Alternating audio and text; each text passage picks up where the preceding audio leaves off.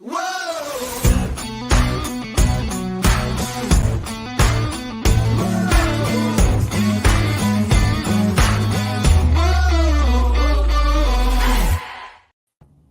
to the What's I've Already podcast. We fashion ourselves television judge and jury. My name is JJ Crowder. I'm here with my co-hosts Mattson and Better read than dead. And Alec Burgess. Let's get it. We appreciate you tuning in. Go ahead, hit that follow, like, subscribe, bell notification button, all those things that let you keep up with when we got new episodes and help support the podcast and help us grow. We always appreciate that. So do it.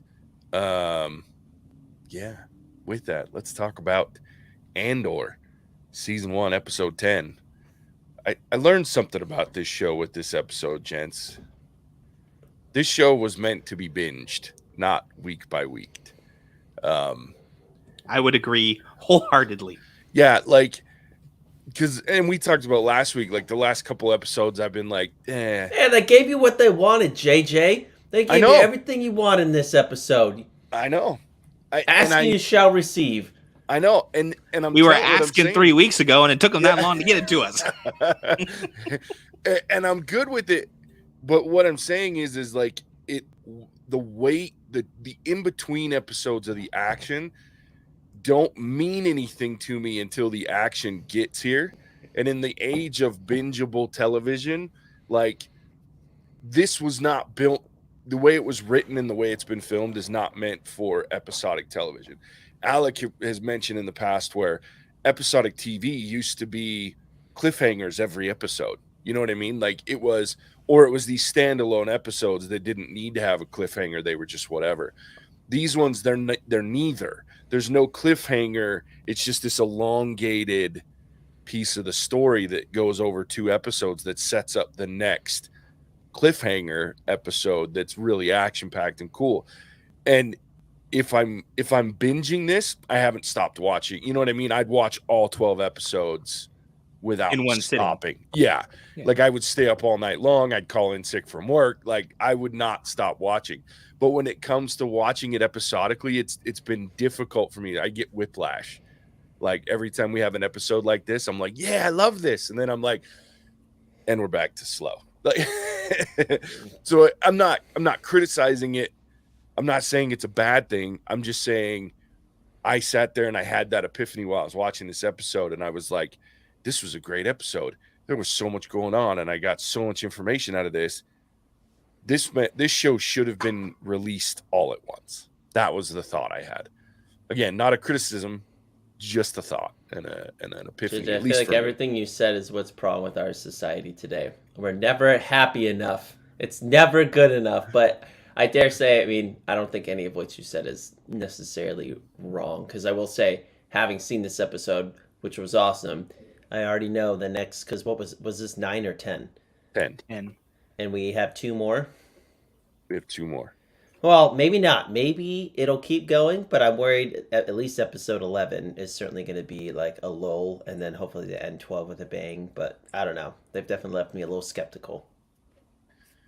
Could be. And I don't know. I think I don't know. It's a tough one for me because this episode, there's so much going on that it could be 2 pretty epic episodes to end the series. To be honest with you, and maybe not. I don't know. You could be right. There could be another lull episode in 11, and then a big reveal at 12. What I'm hoping is that we don't get 2 slow episodes that lead into a season 2.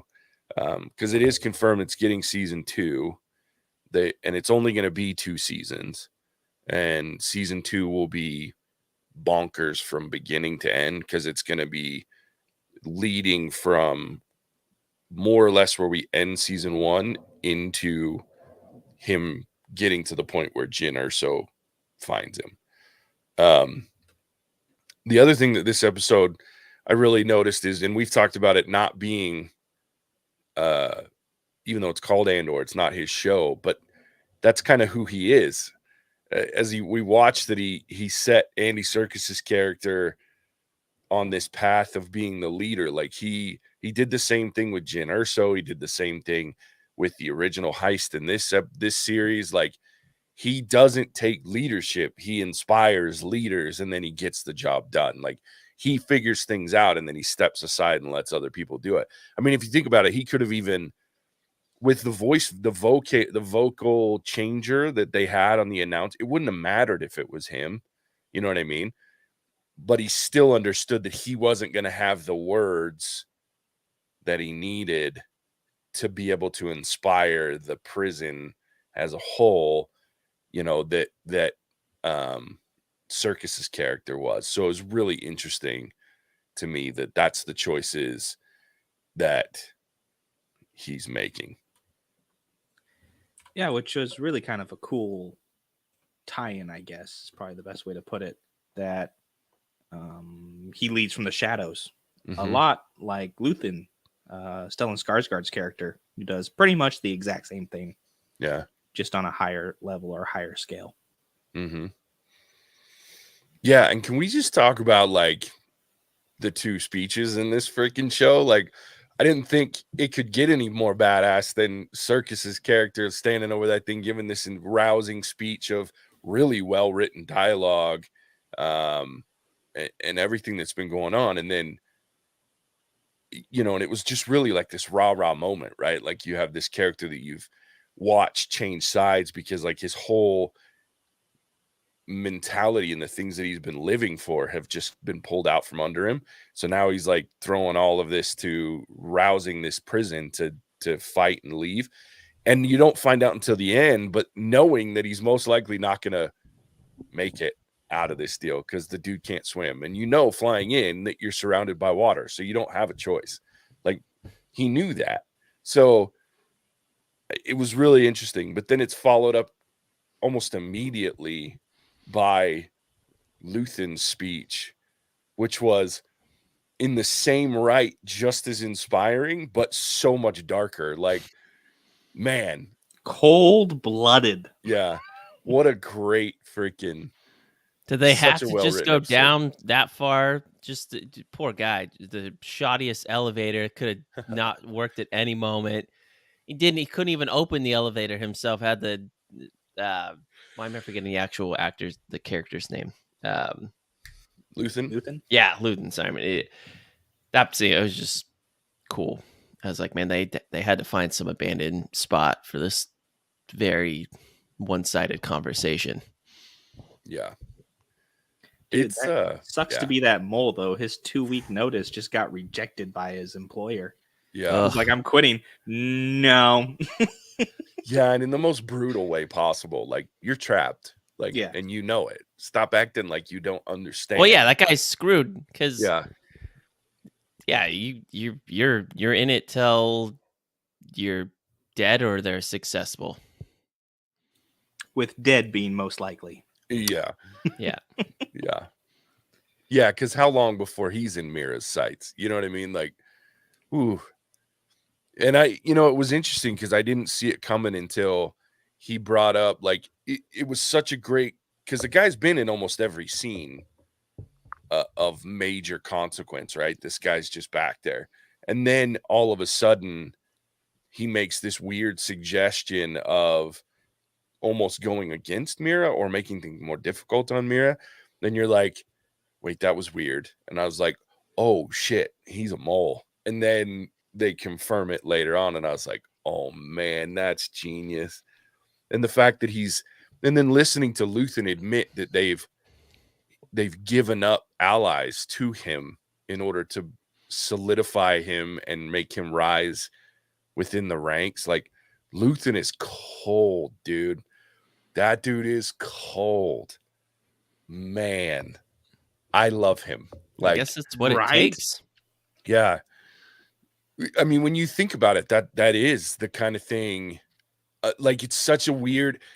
So I guess here's like the part that I'm thinking too, because I know, Alec, you were telling me that you've rewatched Rogue One recently, and I haven't, but it got me thinking about Rogue One this episode, about the fact that the main line in that is all rebellions are built on hope, right?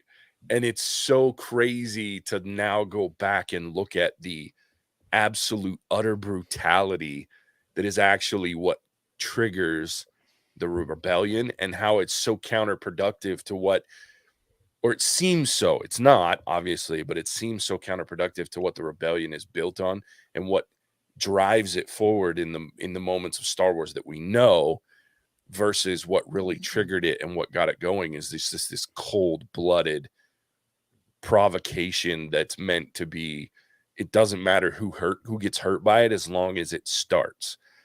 And then the hope comes in, right? And it's just like, oh. Well, yeah, 'cause there's probably multiple dudes and crews of people that just became a sacrificial lamb. Yeah.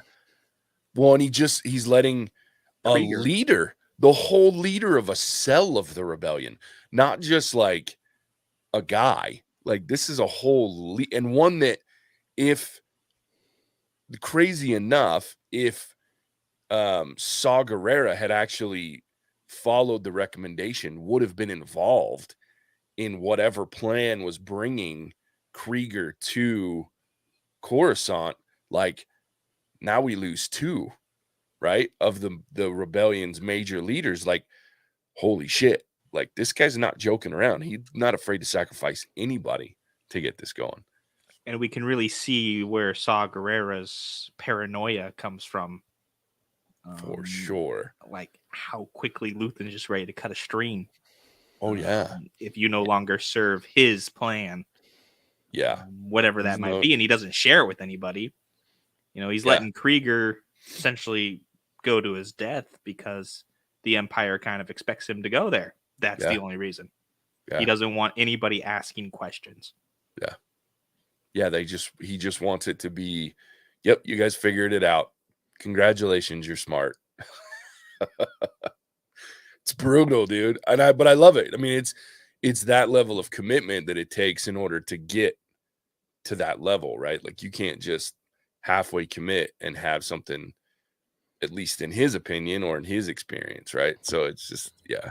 That's why I like this speech, because he's giving up a lot of the good things, the finer things of his life, and he's not going to be able to see the fruits of his labors.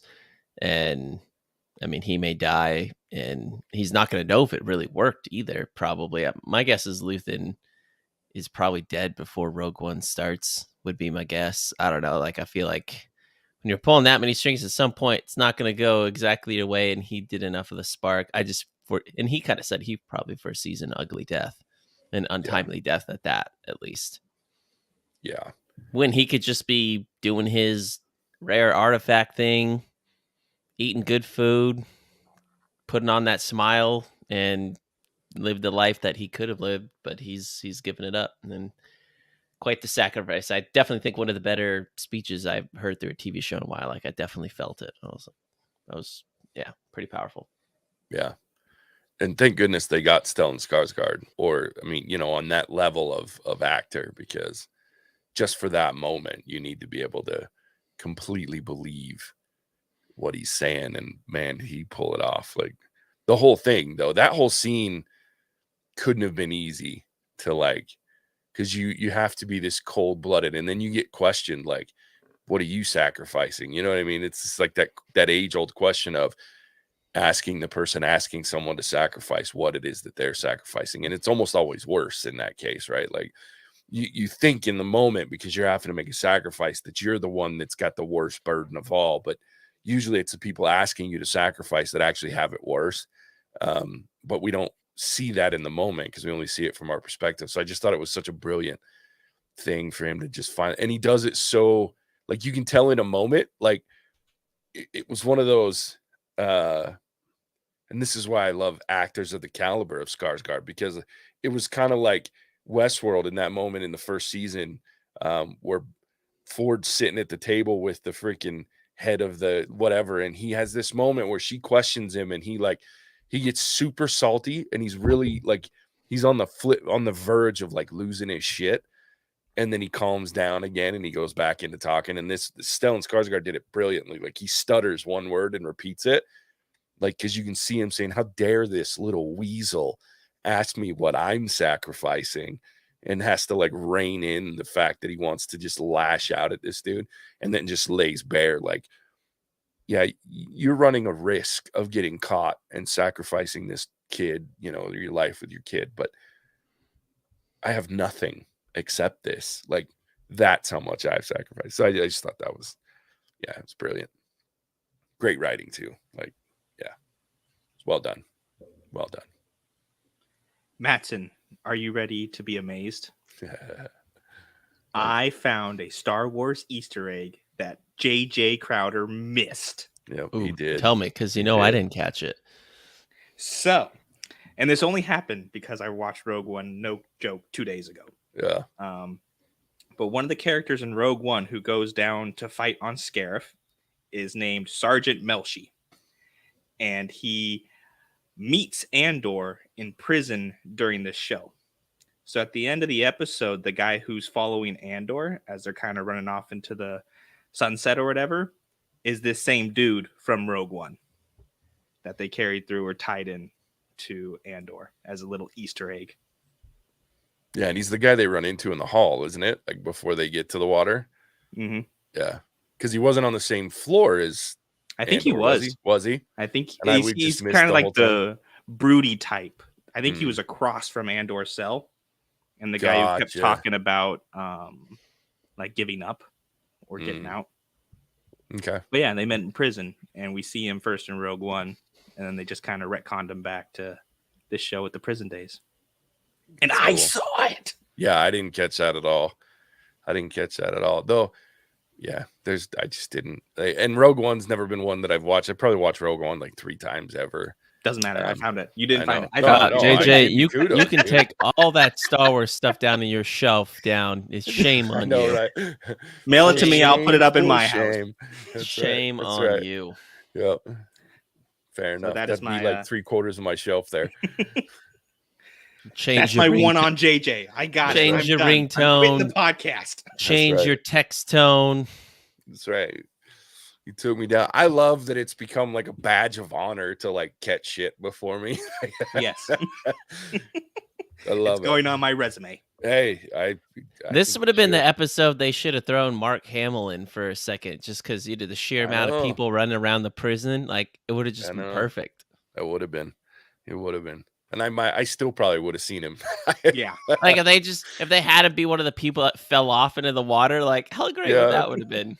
It would have been hilarious. Hey, Mark, we need you to fall. Yeah. We just need you to fall backwards. Come on, guys. He's getting upwards of like 60, 70. He'll break your hip if he falls, dude. Careful. No, but I think just CGI his face on somebody yeah, else's that's true. body. Wow, Come I on. mean, that's what they've been doing now for the last little while. Yeah, no, I think it was a great episode. I am excited to see what else comes and where we're headed now with the what's going to happen. I mean, because obviously we have to go back to Ferrex. Like, there's no way around the Ferrex thing, and I think to me it would make sense that the mother's sick, but she was refusing to make any change.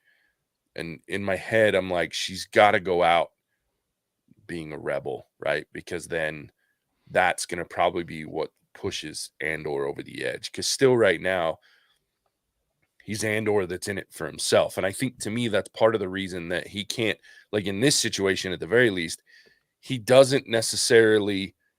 can't lead others the way that others might be able to lead, because in the back of his mind, Andor does shit for Andor.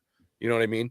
And even in the rebellion, like when you think about Rogue One, he's doing it for the sake of, this is his rebellion. This is my fight. And Jyn Erso comes out of nowhere and he lets her take the lead. Like, he inspires her to give a speech at the end, near the end of the movie. Like, this is just who this character is. So I like that they're leaning into that he's never been the leader, but he's always been good at basically creating leaders, which is an interesting take on a main character. And this is part of the reason I go back to saying this should have been a bingeable show, because I would have been much more intrigued by the slower episodes if I had noticed that before. You know what I mean? Like, if I had known that, because this is the first time we've actually actively seen him take a back seat when he could have taken the lead, and instead realizing that's not his strength, but he finds people that it is their strength. So I thought that was interesting. Yeah, anyway, or at least introduce it earlier in the the show, then I might have been more interested throughout some of these slower episodes. But overall, I'm back on board. I mean, I've been there. I never left. And it was good to see some blaster I'm halfway fire. in the boat. Halfway. There you out go. the boat. Alec, always the skeptic. Man, I gotta say, the two guys with the blaster. There's 100 people on the floor, right? Yeah. And it took them a little while to get up there. I'm like, man, the odds are. I feel like I'd still be feeling pretty decent if I had a blaster and I'm that high up with being able to shoot people. But I don't know.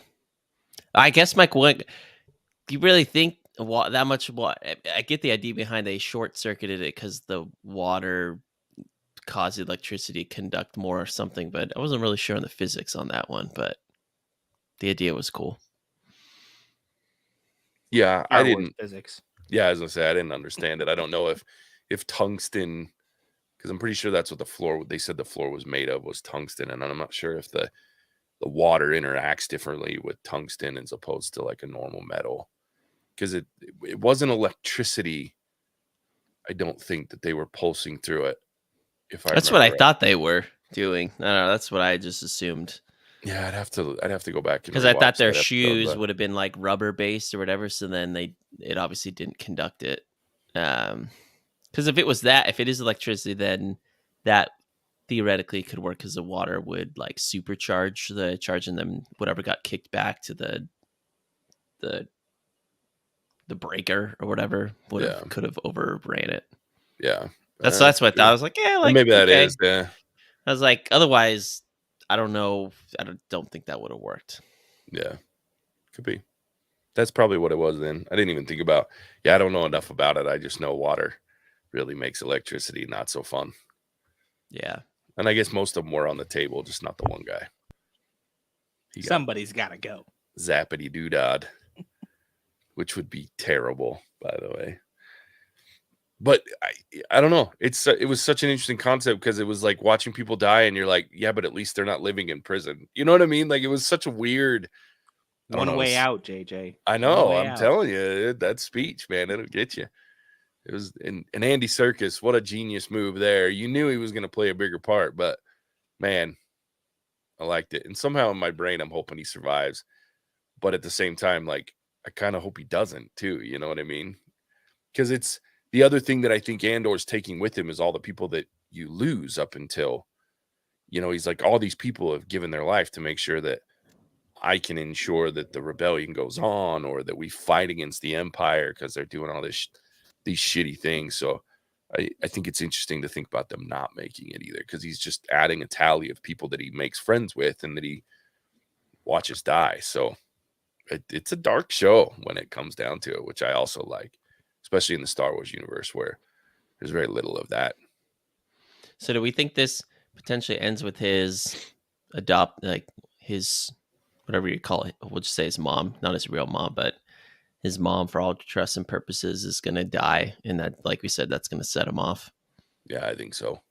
That would be my guess, because I feel like at some point he's got to go back to Ferrix, and they've been playing this whole, because the other piece that you have to consider is he's going to have another run-in with Luthen, because there's no way to get to Rogue One unless Luthen dies without them interacting again. Luthen's too involved. So there's got to be another run in Luthen, which means he needs to go back to Ferrix so that What's-Her-Face can see him. Cinta can see him and try to kill him, or at least report to Luthen that he's alive and that he's there. And then Mama dies, and that's what triggers him, and that may be what spares him, is that he can go to Cinta and say, look, I'm all in. You don't have to, I don't need to be paid. I want to be all in, or whatever, something like that. That's what makes sense to me anyway, because we need to see that yeah, if season 2 goes the way that I've been reading from these showrunners, then we have to get to that point where he's a rebel, not just a genius for hire. So All right. Any final thoughts? I don't think so. Good. Good episode. Yeah, it was a good episode. I'm glad it was a good episode. So there it is. Andor, season 1, episode 10. Alec, tell everybody where they can find us. Pleasure. Dankeschön. That's German for all you Yanks, for tuning into our live show for Andor. We appreciate the listen and any feedback you may have. Should Mattson not speak while he is muted? Should Alec not speak at all? Let us know in the comments below, as we enjoy the interaction. It lets us know that you are actually paying attention, and we all need that extra little bit of validation to feed our slightly above average egos.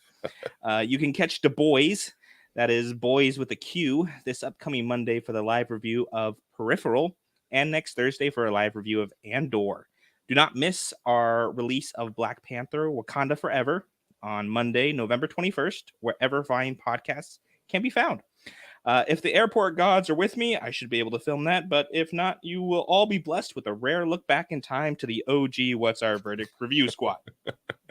Not seeing your favorite movie or TV show in our current library? Consider joining us on Patreon, where you can force us to watch it and review it. Special thanks to our current patron, John Waters' Silky Smooth Mustache Rides. I bet your life is like the biggest box of chocolates ever. We love you guys, and back to you, JJ. Oh, thanks so much, Alec. That was fun. The guy changes his name on a regular basis, so I'm excited to see what the next one is. This one's quite the mouthful. It is. No pun Son of a intended. bitch. Yeah.